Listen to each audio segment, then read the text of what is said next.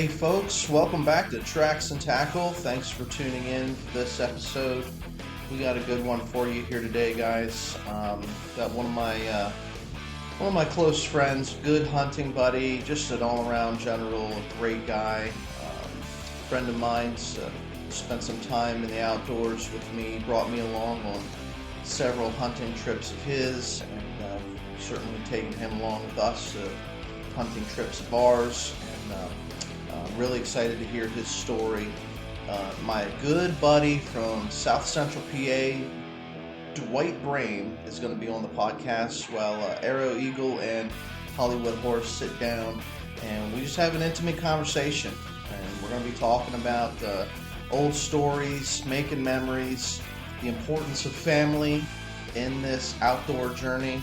And so I hope you guys really enjoy this one. Dwight's an all-around great guy. Join us on this episode as we unravel his journey.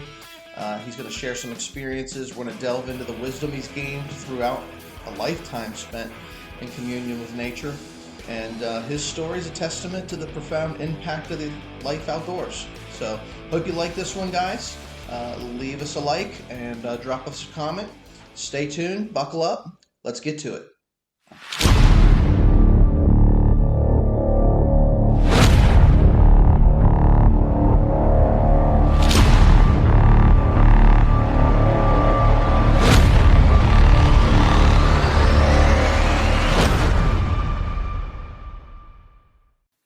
All right, hey everybody, welcome back to Tracks and Tackle. This is your host, the Arrow Eagle, and I got a great guest in store for you today. A friend of mine, he gave me a biography, and I don't know, some of the stuff, a great, amazing whitetail slayer of South Central Pennsylvania.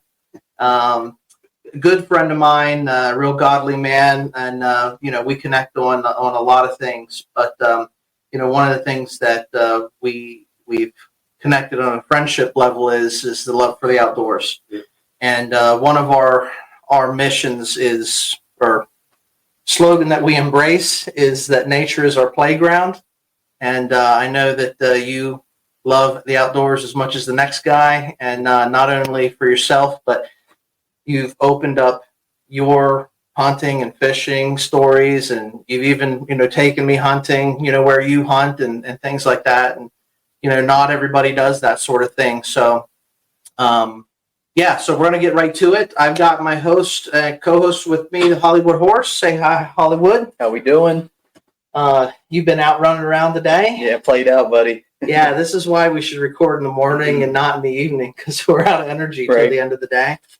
Let's get to it. We're going to bring in our guest today, Dwight Bream. Dwight gave me a little bit of a bio. You said you were named after President Dwight Eisenhower. Dwight, Doug, and Dave. Dave and Doug were my brothers. Doug was MacArthur, and Dave was I think, was there another David Eisenhower? I don't know. David Kennedy, maybe it was. But anyway, I was Dwight the Eisenhower.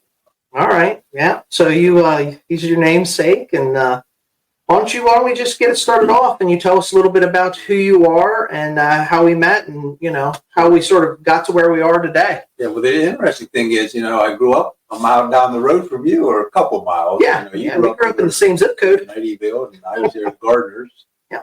And had a like I said, I grew up in a strong Christian family, and that was a blessing to me, and not only a Christian family, but a hunting family as well. My dad had two brothers, Uncle Art and Uncle Junior, if we called it. His name was Sylvester. We always called him Junior, and they all had kids. So there was a number of cousins that grew up together, and we did a lot of hunting and fishing. Really fishing, I remember stories fishing just at a very young age, up at Laurel Lake. You guys know where Laurel Lake is. Oh, yeah. Yeah, spent a lot of time in the South Mountain. Yeah, 8, 9-year-old. And there was a mess up. And you know what it is like when a bunch of cousins, 8-year-olds, get together and try to fish. But my dad and my uncles, his brothers, built this huge green wooden boat. I mean, this thing was huge. It took 4 people to carry the thing. It was just a flat wooden, and they painted it green. They built the boat. And so you come from shipbuilders. And we would take Let that out the bio. We would take this thing up to Laurel Lake. We'd had a big truck. My grandfather had this big old truck or whatever. We'd throw it in that truck in the back, and it would stick out. You had to put a Kleenex on the end of it to drive it because it would stick out. But we take it up to Laurel Lake, and we had a lot. The thing I remember about that boat was there was 4 seats in it, and the 2 end seats were the very end of the boat. So as an 8-year-old, there I am sitting on the end of this thing, looking over to see the water. When you're 8 years old, you're inquisitive, right? It'd be a little scary. But we'd go up there, and I can remember Friday nights. The first day of fishing was always a Saturday morning up at Laurel. Back in those days, man, you could walk across the lake on boats. I mean, everybody and their mother had a boat out there. That's not like that anymore. How busy is it, would you say? I mean, certainly it's a different generation. And yeah, maybe half the boats. I mean, first day you get some boats up there. But, man, when we were fishing back in those days, you could walk across the lake on boats. There were just boats all over the place. They got a lot of, I was down there hiking not too long ago. And they got a lot of like lily pads and stuff on there. Like they're taking over the lake. Yeah, the lake's not, like I said, we were there last year. Dad and I just fishing on the shore now, but it just doesn't seem like. But I can remember stories like on Friday nights, the night before, all the cousins would get together. We'd be digging up fishing. Get your worms. Getting your worms. Remember those days? Yep. Now you go to the store and get a power bait. It's just not the same, And that's one thing I just realized. Back in those days, there was so much more family involved. Correct. And it would be neat then Saturday morning. The boat only held 2 of the families. So between my dad and his uncle and his kids and my brothers and stuff, so we'd fish like half the day, and the other family would be on the shore. All right. We'd switch. By lunchtime, we'd go and pick up the other family. One family would have to get out. But you know what it's like when you're fishing with 8, 10-year-old kids and getting lines tangled and all that kind of stuff. It's crazy, but we had a lot of good times. I remember one time we were fishing. This wasn't. Maybe it was the first day, I think. But I caught a mess of fish, 10 years old, and had them in a bag. Legend. Had a bag. The limit was 8. The limit was 8. Okay. They were in a bag in the boat. My dad and brothers, and they all caught fish. My dad had his stringer on the side of the boat. And I was young enough that I actually laid down thinking I got tired. I fell asleep. All right. Somehow during the time I was sleeping, I knocked his chain over the boat. He lost his 8 fish. So he wasn't real happy with that. But those are the stories that we remember forever. Yeah. Now I had mine. Mine was in the bag in the boat. But we got to the shore, and he said, "Where's my fish at?" And somehow somebody knocked somebody. I was to blame for it. I'm not sure I was. What fish? I don't remember. I got the blame for it. They said I knocked the chain over the boat. He was the youngest fish. One other story of fishing that this was years later. So I was fishing with my dad, not in the green boat, but we bought an little aluminum thing and I had my son in the boat, 8 years old. It wasn't the first day, but it was between the first day and Memorial Day. Memorial Day was always a big day for us to go out fishing. So it was somewhere in between there. I was rowing, weren't catching anything, and Dad said, let's pick up the anchors and see if we can find another spot. Well, my dad rolls, turns around, goes to pull up the anchor, and he slipped or something. He tips the boat in the middle of the lake, middle of Laurel Lake. Now, I got an 8-year-old son sitting beside me here or whatever, so you know how you have those... That's your priority, right? Yeah, you have those nightmare dreams. Well, we were living it. So, I mean, we're flying in the air, and I can still see myself. And now the boat capsized. Now, it doesn't sink. But my first thought was my son, and he had a life jacket on, so he was okay. Then my second thought was, where's all my tackle? That's right. It's everywhere now. You got your So we got the boat, we couldn't dump it, but we got it turned up. So I'm there looking, there's my fishing rod. And put that in the boat. And they only lost like one thing. But my son, he was 8 years old, but he was always joking. Because he said, so my dad's there late, we're all in the water. My dad's yelling, help, help. There were a couple of fishermen around, and so what ended up happening, anchors are harder to pull up when you're in the water. Oh, I got it pulled up, threw them in the boat, we just doggy paddled into the shore, and we made it in. Time we got in there was an ambulance in there on the shore, and we were all okay and everything, but it was, that's a lot of excitement, especially for an 8-year-old boy. Yeah, it was a story. So we remember that. We talk about that often. So how old were you when you think when you started fishing? I was young. we were probably 8, 9 years old, Yeah. something like that. Because, I mean, here, like you said, you grew up in the same area that we did. Yeah. And it's in Pennsylvania, it's might as well like opening day of rifle for whitetail deer, Yeah. opening day of trout season. But, you know, the state stocks the streams. You don't got to be that great of a fisherman. You know, you can still, if you get into a fishing hole that has some fish, you know, it's a good way to get youngsters into the sport, you know, because they're going to have better opportunities. And, you know, so what's happened today, once again, and we'll talk more about this in deer season too, but just the young kids, the young people don't want to be involved anymore. A lot of it's just hard to. I don't know not like it used to be. No, I don't know if it's the fracture of the family or what's going on. But you know, first day of fishing, first day of hunting season is always family stuff for us. Yeah, I think it's probably a little bit of all of that. Yeah, you know. But one of the reasons why we started the podcast was because we up at the cabin, and you've come up to our camp, hunting camp with us. But we've got a logbook there where we write in, all right, we came up and, you know, we cut firewood this weekend, or we set tree stands, or whatever we did. We just documented it. We've been doing that for 30, 40 years, not just at that camp, but different camps that we've hunted at for over time, you know, your dad and my dad and the whole crew. And we're just to the point where technology's changed a little bit, where we're starting to take more photos. We don't have to go get them developed. Right. We can do, you know, a recording on the phone. Like you sent me an audio recording the other day, instead of, you know, just typing it down or writing it down. We're just documenting our outdoor adventures. And the heart behind why we do what we do is we love being outside, you know. And I wish I look at this next year, I look at the kids, the youngsters that aren't going out, they're just sitting around playing video games, or maybe they don't have a mentor, you know, you can say the breakdown of the family. They don't have somebody to take them out and show them how to put a worm on a hook, or how to shoot the scope of or even open sights, you know, how to shoot a gun, or like these are lost art forms that kids nowadays don't have. But if we can influence or inspire like there's some 15-year-old out there listening, and they're like, man, I want to go outside and catch some fish because I heard Dwight talking about, you know, a whole stringer full of, you know, rainbow trout, brook trout, you know, whatever we can do to inspire people to do that, because nature is our classroom, nature is our playground, we can learn a lot from the great outdoors. Sure.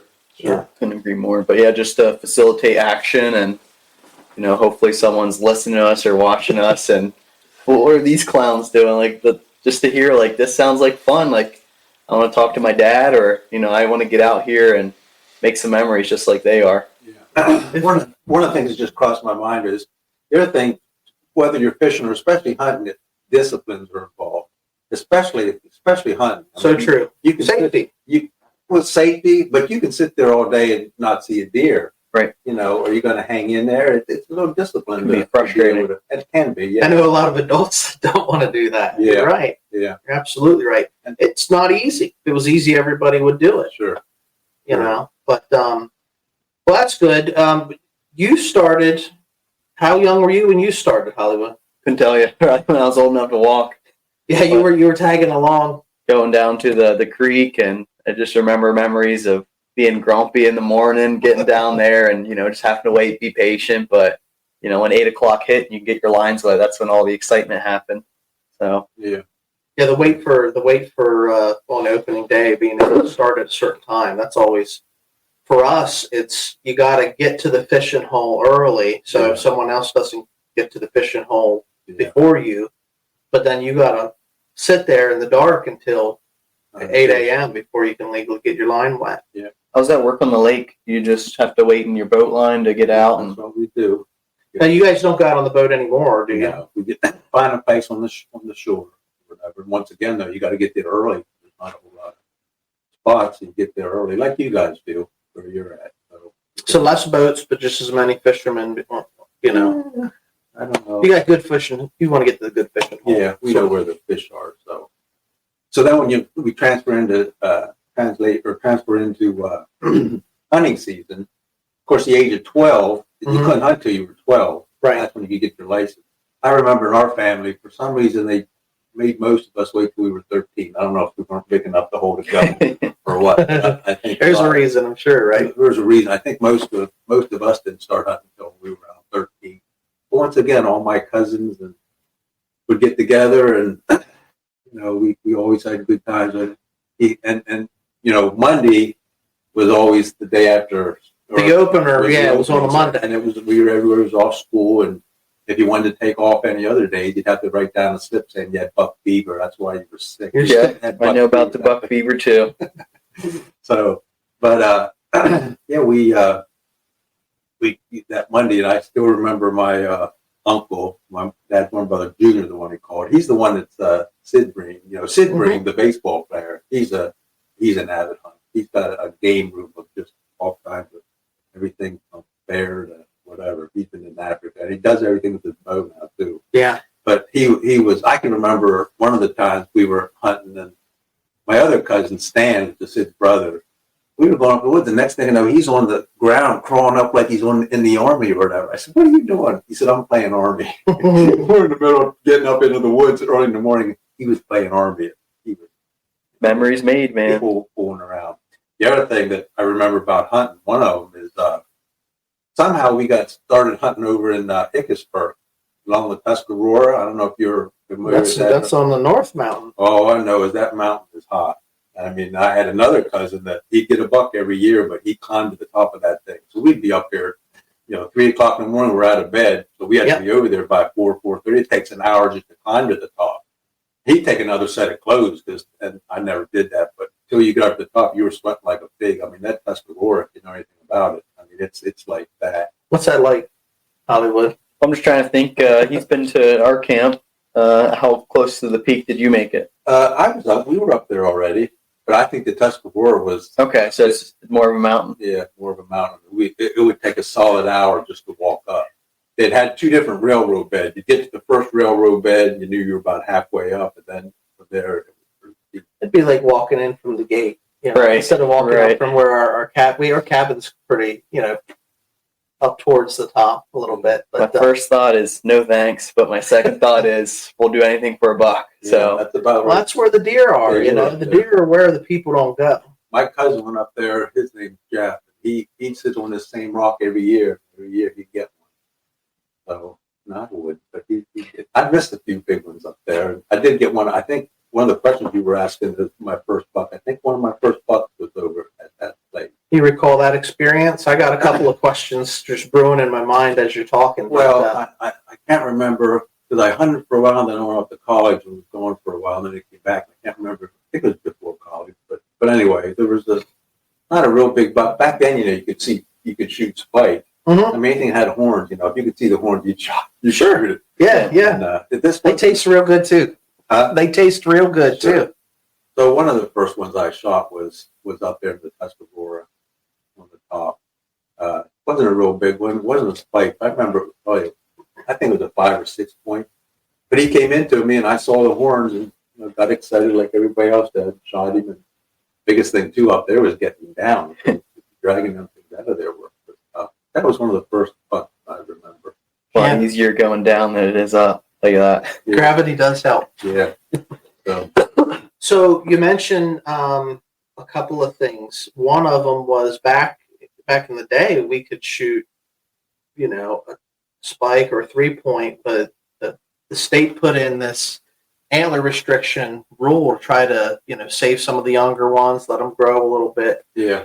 What's your take on that? Because everybody's got an opinion now. We're several years removed from that. Yeah. Actually, we're long enough removed from it that we can actually see the results a little bit as well. But, whenever they first came out with a rule, what did you think versus, how do you take, what's your take on that now? I have a question for you guys. Do you think the rule has worked? I mean, I believe so. Are we seeing bigger buck? I mean, you guys certainly are seeing bigger buck. I guess we are. Where we are. That's more of a question for you because my childhood, this rule's been in place. I lived this rule, so. Yeah. I would say we see a lot. I mean, you still got the younger deer.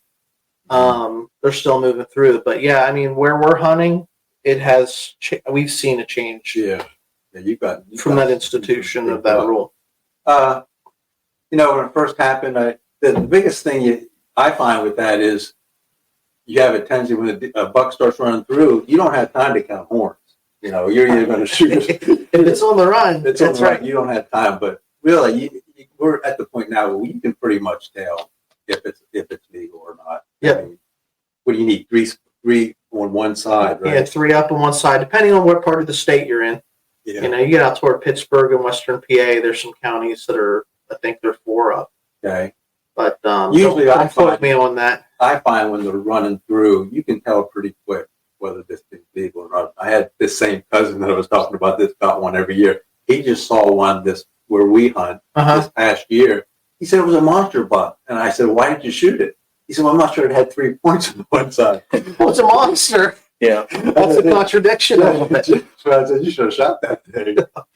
But he trying to be careful. Yeah, well, that's the responsible thing, I guess. Yeah, to do. He's very responsible. He doesn't want to shoot anything illegal, but I think I'd have shot that thing. count them when they're later. Hope there's no shrinkage. But yeah, as I got older too, you'll kind of learn from your experiences and you learn from others. But yeah, just patterns. If a deer's by itself, it's most likely that it's a buck. You see a group, it's more likely that the tail one, if it's going to be a buck, that's where it's going to be at. Yeah. So just paying attention to some characteristics, and you can tell. Yeah, that's a good point. I do have one deer story, and I think I've told you about the place where we hunt now. About where you were at that time. This was 2 or 3 years ago. It was when I got my 7-point. All right. But I had these deer, and I talked to my dad on the phone a couple hours. He was hunting with me 50 yards down the road. He said, "There's a massive, I just saw a big buck in here," or whatever. He said, "There was a bunch of deer running together." Well, I didn't think of that because these deer came running down to me, and the first one had horns. I saw that right away, and he runs across me. It was the 7-point, and I shot that, and then I saw him flop or whatever, so I knew I'd got him. Well, I shot that, and I looked over, and this nice sized doe was right in front of me. And no sooner did he pass, this monster buck came after him. Yeah, I mean he was even bigger. He was one for the wall. So I've got a couple seconds to think. I said, my dad, right over here, he could take one of these. This thing was just massive. He was standing broadside, and he was after this doe. He was just standing there. Yeah. I looked at him, and I looked at him. I knew, I'm 60 years old. I knew if I shot that 2 buck, my dad would have whooped me when I get out of the way. You're old enough to know better. I let him go. Yeah, but it was the 7-point I got was nice too. Yeah, we've I've had that happen where you shoot your buck and you're in your stand and you see deer coming through, and we're in a day and age now where I got a cell phone, so we do a lot of recording. Even if it's a little one coming through, and you're going to pass on it. I know the first time you ever took me hunting out on that property that you hunt on. Dwight, he's pretty good hunting guide. He made sure I had drink. He made sure I had snacks. Told me what tree to get up in. It wasn't much after daylight, and I saw a little yearling, prancing around, playing around. So I had deer activity. I could watch her and just sat there and record. Yeah, just sat there and recorded. And then it wasn't long, and I had a little buck come through, and it was still early in the archery season. Yeah. So I wasn't going to shoot it, and I was actually hoping it went back. That you would get a sight of it, but I got the cell phone out, and I need to remember to do that. You get excited and you forget that, but it's cool the way, especially you guys have it set up where you can actually, film as you're shooting stuff, which is pretty cool. We try, but the funny thing is, we've been given, even just yesterday, or might have been even this morning, my brother. Still catch heck about it. Yeah, you go out, you shoot big deer, and we didn't get any footage of it last year. We got, some does that we took and things like that, but, shooting these big deer that you see on the, on the wall, we didn't have the cameras on. His camera was on, and when the deer came in, he pushed the button thinking he was powering it on while it was recording the whole time. He powered it off. He turned it off. And my brain shut off. Yeah. And me, I had seen so many deer in archery season that until opening day of rifle season, I wasn't even thinking about recording. I was just going out to you take a gun for a walk, and I would have been happy if I seen anything or not. But yeah, we still hear about it, don't we? Yep. Yep. Our toughest critics are family members. Yeah, without a doubt. Without a doubt. So my other question, Dwight, is you hunt archery. Yeah. Did you start right away hunting archery, or I just started that about. There's a story, a little bit of a story there, not that big, but I got the crossbow 5 or 6 years ago. Excuse me. And all my cousins and stuff, they're all grown up now, and like Sid's a big one. They all hunt with whatever you call compound? the compound bow. So when they heard I got a crossbow, I'm a little wuss. What are you doing getting? Well, that's another debate in the hunting community, right? So I said, at my age, I'm not sure I'm ready to go out. Not like I needed a lot of practice. I mean, 2 shots and I was in the bullseye with those crossbows. They make it easy, yeah. They do. But I have not shot a deer yet with my crossbow. It's all been with the rifle. Yeah. So I had a chance this past year. I could have shot a doe, and I don't know why I didn't, but I was busy. I had to go away or something. But I had a doe in front of me, and I could have shot that with my crossbow. I could have attempted to shoot. But one of these days, next year, I'm going to make sure I don't you hesitate. Yeah, speaking it into existence. Sometimes you wonder, because a lot of times, the deer going through, there's going to be a buck following, so you kind of hate to. You let them pass. You let them pass, see if something's coming up. And I think that's one of the reasons that I let this one go. I thought maybe the way it was acting, the way she was acting, I thought maybe there was a buck coming behind her. So I let that one go. But I got to get me something with the crossbow. If they say it's a different feeling. I mean, it's still fun to shoot a deer with the rifle, but it's a different feeling. I mean, what would you say if you had to? Because you've killed deer with the bow and the gun. And does it feel the same to you, or? I don't know. Yeah, archery, they're a lot closer, and you have a lot more strikeouts where they just don't get close enough, or they do get close enough, but you have to let it walk because it's not what you're looking for. But yeah, it's just a different animal. Yeah. You shoot, and then there's more trailing, but there's a lot more of just the excitement, I guess, is what I get at. More personal. Yeah, they don't always drop right away. I mean, even if you hit them good, get a good hit, they don't drop right away. So there's more tracking and that sort of thing. But I don't know. There's something more intimate about killing a deer with an arrow than with a bullet. Even though I get pumped when I shoot a deer with my gun. Yeah. And one of the things that we were doing some butchering this weekend of some hogs, getting some pork in the freezer. And you were filming me, and I was just talking about, I was cleaning the stomach of the hog out. And we were just talking about we don't waste any part of the animal if we can use it for something. Yeah. And, it's an appreciation for the prey. Like, I don't know that every hunter does this, but I think a lot of hunters probably do. They have there's a connection with the prey. Like, we're the predator, but we appreciate. I know we do appreciate that animal that's given its life. And I know I've hit deer and they've gotten away, and it really bugs me whenever you have that happen. Two-way street, and you run that risk in archery. Yeah, so you got to let them get. It's a little bit more intimate. You got to get them deer to come in. But, I want to be there whenever you get that first inaugural one with the arrow. Next year, I'm going to have you. Let's do it. I'll go back and we'll talk about it. Yeah, we'll get you back on. We'll get you back on for that. Okay. We're close enough that don't pass on it. If you need somebody to help you drag it out, I'm close enough that we'll come get it with you. Yeah, all right. That's not a problem. I'll keep that in mind. All right. Well, fishing, hunting. You grew up in central Pennsylvania. Yeah. It's kind of like a rite of passage in this part of the state. Mm-hmm. We grew up in the outdoors, but one of the things you talked on is family. Yeah. And when we address our audience and the people that listen, and I know that we even use this language like, hey, hunting family, because I could sit down, I could not know you. We could sit down at a barbecue and find out that you're an outdoorsman and I'm an outdoorsman. You just connect because we're connected on a level. And I think with you and I, that helped bridge our relationship. Sure. Bring up a deer story. we're good. Yeah.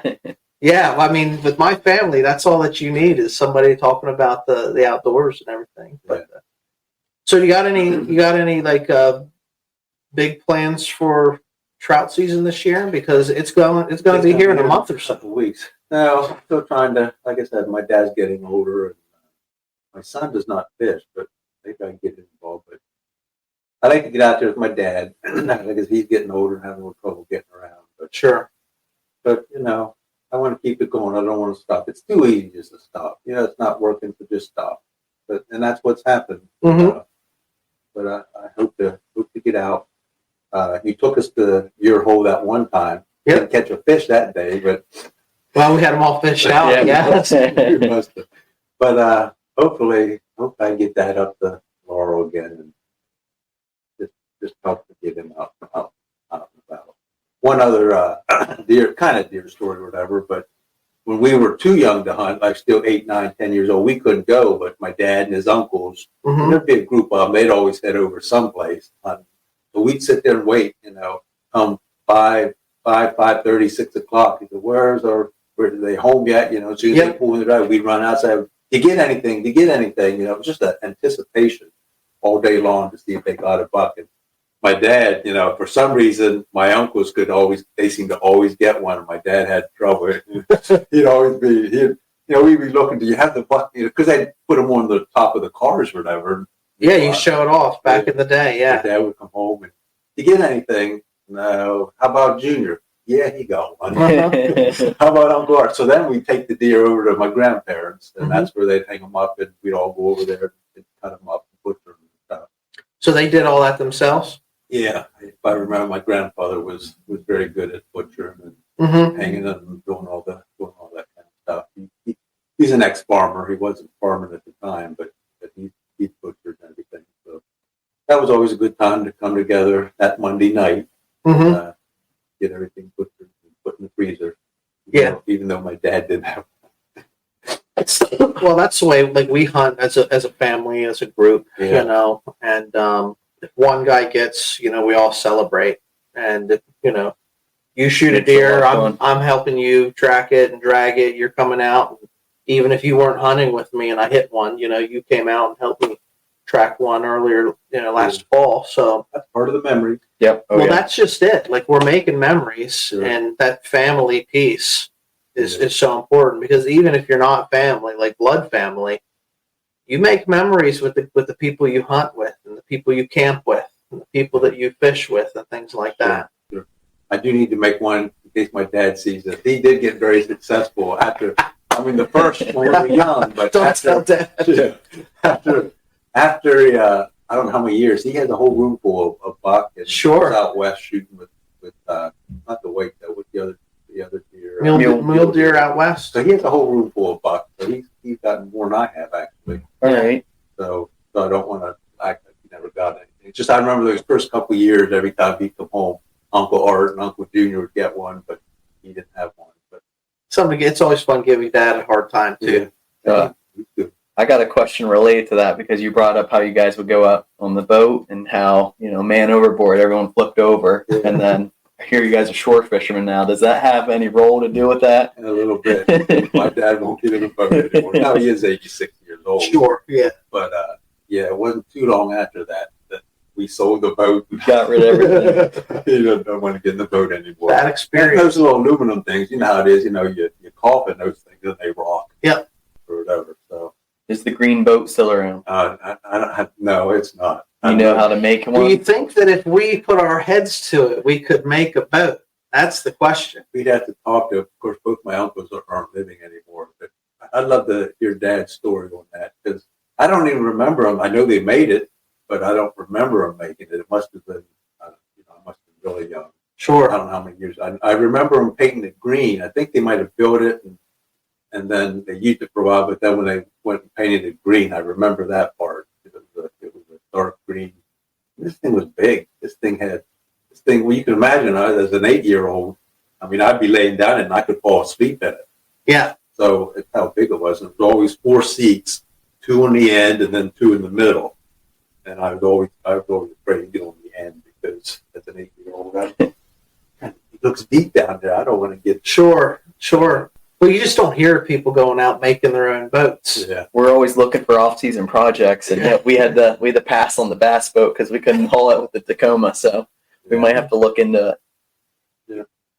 Well, what other thoughts or questions did you have that we wanted to review with Dwight? I know that been bugging you to sit down and spend some time with us because I know you're a storyteller, and I know like usually you ask me a lot of questions. Yeah. What I'd like to do is I'd like to get you back up to hunting camp sometime this spring or summer if you want to go up and do. We're doing a bunch of shed hunting right now because we're in between seasons, and certainly I want to get one of those big bucks you guys shot last time. You guys were seeing a lot of nice deer. going to the places where nobody else wants to walk though. Yeah. And I don't even want to walk. We You do. got good video of me being out of breath. Yeah, I don't know how many videos I have of him or when he's self-recording, you can just hear him breathing in the background. Need to get into shape, which Dwight's always on me about. He's a pretty healthy guy. Right. About the workout and stuff. Good man then. But yeah, I guess tying back, I got a few questions because growing up and primarily what I do is a lot of stream and creek fishing. Okay. And it sounds like you primarily do a lot of lake fishing, Yeah. especially for trout. Yeah. But you say you would go out, you guys knew where the fish at. Yeah. Like how did you Well, look at the environment or just after fishing it for so many years? So many years, you get used to knowing where the holes are, knowing where to go. I have questions as far as the fish. For some reason, you guys do a lot of bass fishing, correct? Well, So a little bit. we when picked can. that up this year. I guess last year, I really picked that up looking for something to do, and I fell in love with that. That's something we've never done, but bass fishing can be a little more fun than trout fishing. Well, they'll put up a A fight. little bit more of a fight. Yeah, because trout, you can have a trout under the shore and don't even know you got one. Yeah, especially these state stocked trout. Yeah. They're not. They're small. They're not putting up much of a fight at all. But we got a little bit of a couple ponds. You found some locations where you got permission to hunt, and down in Adams County, you got orchards. And every orchard owner has farms to irrigate ponds to irrigate their farms, and trees and things. And some of them got catfish, some of them got bass, a lot of bluegills, those type of things. And we catch and release, but it's what else do you want to do to spend your time? If you got a few minutes, and usually I don't have a few minutes, it's like rushed. It's like, all right, we finish up a meeting, we go to like a men's meeting or something like that, and we got an hour before dark. Let's take the fishing poles, and we're a little bit rushed, but You blow off some steam, and the sun starts to go down. It's beautiful. Yeah, it is, and that's part of the, just being out in the great outdoors, as you hear this say. But, yeah. I mean, it's pretty cool to be up in a. I still have this climber, which I gotta find it because these climbers can be. Let's talk about the climber because this guy just got a brand new one this year. Is that right? He's fallen in love with the climbing. I like being mobile. And I know your take on the climber. Yeah. Like, it's a lot easier to have a what do they call them, the ladders or whatever. Yeah. But the climbers, right? They're mobile, so you can go different places. But they're a job and a half. For some reason, even this past year, I was getting into one, and so it was still on the ground, but I was getting one, and somehow I lost my balance, hit my ribs, and I didn't break them, I don't think, but they were bruised. And you can't do anything with the broken rib anyway. So, but it was bruised for a number of weeks. Just getting it. So even when you get in the thing, I did learn how to get out of it, get down a lot faster. And getting up, it just seems to be gravity helps, though. I guess. Getting So, down. I don't know what I was doing. Well, I found out. You want to always make sure the two are connected. Don't ever go up there without two of the three things connected, because that can be because I dropped them already, but I was able to reach and pull it up a little bit. Mm-hmm. But it's just. I was talking about being in the outdoors. This is when you're up a tree, at 6:00, 6:30, 6:45 in the morning. That sun starts coming up. I love hearing the forests come alive, wake up. Yeah. So and I like that at the creek too. But I think of that picture you sent me of the silhouette of you in your tree stand. Yeah, that was pretty cool. didn't realize. I looked behind me, and somehow the way the sun was hitting me, I could see the tree and me sitting in that climber. Yeah. So, but the other thing is, I won't preach or anything, but being a Christian, you just see God's, God created this thing, created it for us to get in the mountain and enjoy it. What if we're going to hunt any in heaven? What do you think? I don't know. We talk about is there catch and release, hunting. I don't know. It brings us pleasure. So yeah. I mean, heaven's going to be something else. Yeah. When we get there, I guess we'll find out. Maybe we'll shoot them and we'll eat them up there too. I don't know. You know. Yeah, I don't know.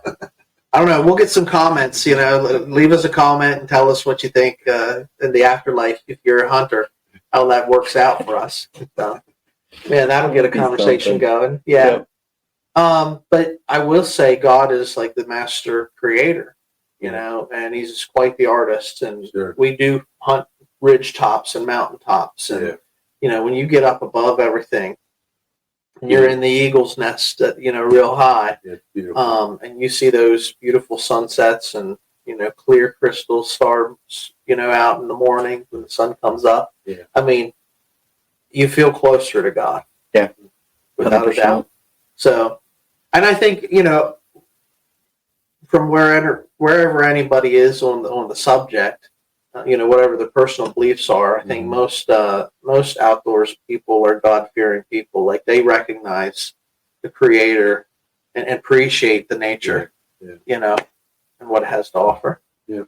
There ain't no doubt about it. Yeah. Right, it's a beautiful place, and even butchering.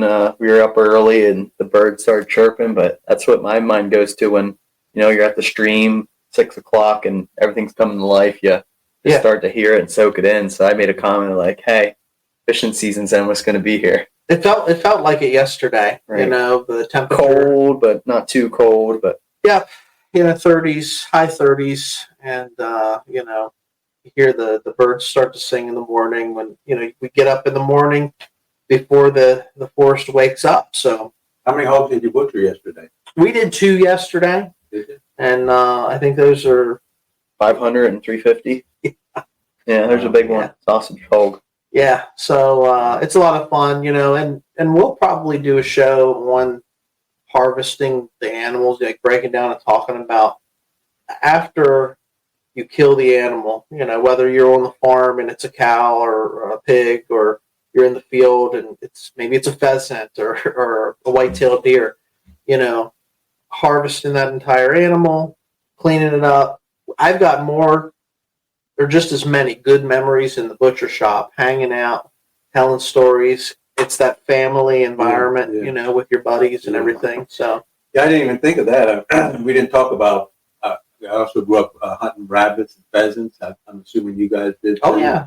But my grandfather had a brother lived up in Newville, and that was the first day we had there'd be a mess of us up there. Dogs. I was going to say they hunt with dogs. Oh, dogs all over the place. And pheasants. That'd be a lot of fun. It was a lot of fun. Back in those days, a lot of pheasants all over the place, and you might want to turn this off because there was rabbits all over the place. It was nothing for somebody to get 10, 12 rabbits. Yeah, sure. I mean, they're on the farm or whatever, but there was just game all over the place. We used to, in a church I used to go to, we would get a group of guys together, like 8 to 10 guys, and we would go out to, it was a pheasant farm, and they would release the birds, and everybody would have an opportunity. You go out with dogs and guides, and they'd flush them up. Now, they were farm-raised birds or whatever, but we do it sort of like as a men's activity. Yeah. And that would be a good way to get like the younger guys that didn't have a mentor, never had any hunting or anything. Yeah. We get them to come along for something like that because it was easy hunting. Yeah. Really, is it hunting or not? But, spend a few dollars and pay for a couple of birds and have them released, and then take out these guys. You get them into the outdoors, and they realize that's a lot of fun. Yes, that's one of the discouraging pieces with kids today, because you do go out, you don't see as much game. So if you're not killing something, they get discouraged and they don't want to go back out. It goes back to what you said about disciplines and patience and things. But once you do shoot, it only takes a couple kills and you start to get excited. Get the itch. Yeah, for sure. funny you brought up rabbit hunting. I went out once. I guess it's the off season, and I convinced Dad to go out, and he's busy, but we went out. We're walking this little strip. It's woods on both sides, but it's got where you could drive your truck through it. And I just ran walking, not seeing anything, and then finally, I didn't even have time to pull the gun up. It's gone before you know it. It was that moment right there. I knew I wasn't meant to be a rabbit hunter. Yeah, we get in a situation. I remember Sid was a big rabbit hunter, but we get in the woods and it's so thick in there you can hardly even walk through it. He said, "This is that's where they are." He said, "The rabbits are in here if you want them." Yep. And he'd walk through, and sure enough, he'd shoot them. Yep, you got to be willing to go. Yeah, we did. We grew up driving a lot of deer. I was just thinking about that. So we get a big group of guys together, and the young guys like us, we would be the dogs. You'd be the dog. And we would be in there busting the brush, to drive them out to the standers and stuff. But if you did good, the standers would give you a dog treat when you got out there. It might have a Snickers bar or a peanut butter cup or something. That brings up memories. I had a lot of, even extended family, like Ken Bream, they'd hunt over there in Gardner's. And they knew the mountains over there with roadside rest and stuff. Yeah. They'd line them up here, and you'll go this way, and we'll be at the other end over the mountain. I guess guys still hunt that way, but I don't know if that's a thing of the past or not. I don't hunt with a big group driving anymore like I did when I was young. Yeah. But I know, I hear my dad telling stories about that's how they always hunted with the farm. The farmers would just get together and they push their properties. Yeah. And, so I wonder. That's a missed art. Yeah. Yeah. Tied into family, and that was fun. People are getting old. Yeah, well, I mean, even just from one farm to the next, you knew your neighbor. Yeah. And I'm sure there's guys that go out and still do it, but, I think the property isn't available like it used to be. Yeah. Everything's built up, at least around this area. And, we had a lot of good memories. Yeah. Walking all day through briars and green briar patches and all. Yeah. But we loved it. Yeah, and just being young, hard to sit still, so it's kind of fun when you're told to walk through this woods, and even though they're using you for your youth and your legs and your energy, but it was just a blast, and you kept warm doing it. Weren't cold. Yeah. Just put plenty of layers on, so when you hit the briars, it doesn't scratch you all up. I put 2 or 3 pair of pants on. Yeah. I couldn't tell you how many gloves and hats I lost in those fields. Yeah. I can tell you some stories, but I won't on air here. Yeah, turn that off. Yeah, turn that off. I'll tell you some real stories. But so anyway, look, I really appreciate you, spending some time with us, coming on. We like to hear the stories from our friends, and I didn't know you guys hadn't met before. I thought this is a good icebreaker. So you've heard stories about my buddy Dwight. Nothing has been better than Ronnie being like, "Look at this video Dwight sent me."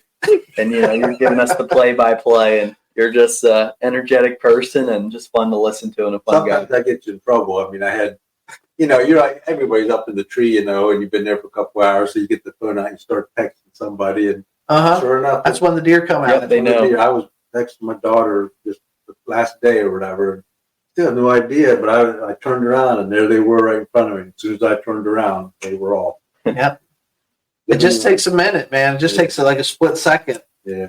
And all that sitting, all that patience, it can be it's like a vapor in the wind. But very good, man. Do you have any questions for us? Okay, I appreciate you doing this. Like I say, I appreciate you. And I watch your Instagram thing. I follow that. It comes up to me, and I see your stories. They're pretty cool. Well, yeah. I mean, hey, talk to the people that are watching or listening. Let them know.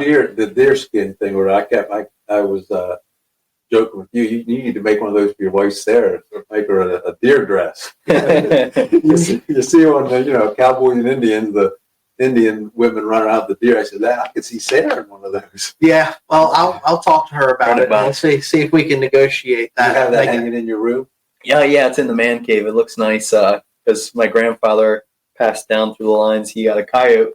There's a coyote fur on one side of the TV, and then the deer hide is on the right. Kind of fits right into place. Looks like he did a nice job with that. Yeah, he's got a pretty cool man cave, with the outdoor theme and stuff on the wall down there. So it fits in really good. And we want to do some more. So that was the first one.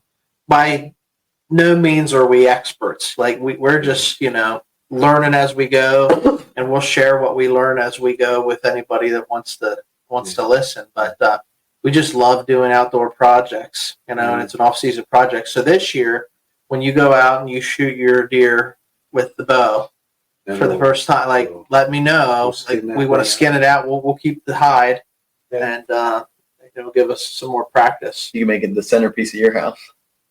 Yeah. Yeah, like I said, I need to talk to my wife. That's the other joke that we did. The last one I shot was just a little deer. Well, it was a little 4 or 5. It was a small thing. I keep telling her I'm going to put it above the fireplace or whatever. She was away one night, and I had it, and I took all the pictures off the wall, and I put it. And then, of course, it didn't go over real well. And then I sent another picture to the kids. It was out in the garage above my car. That's where it ended up. Yeah, you got to keep peace in the household. Yeah. Well, appreciate you guys having me. It's been good to be here. Yeah, it's a blast. We'll have to do this again. Yeah, well, what I'd love to do is, if we can't get you up to hunting camp this summer, we can definitely go out and do some trout fishing. So, hit some bass ponds too. Yeah, take you out to the bass pond and let you maybe rip some lips on some big fish. Yeah, very good. So we'll have to find out what your schedule looks like and when you're allowed to come out and play. Okay. But all right, well, guys, that's it for this episode of Tracks and Tackle. Appreciate anybody that's tuning in. You can find us on social media at Menser Outdoors or Tracks and Tackle. And if you have any questions or comments on this particular episode, certainly drop us a line. We will respond to that accordingly. But until next time, keep living and stay wild.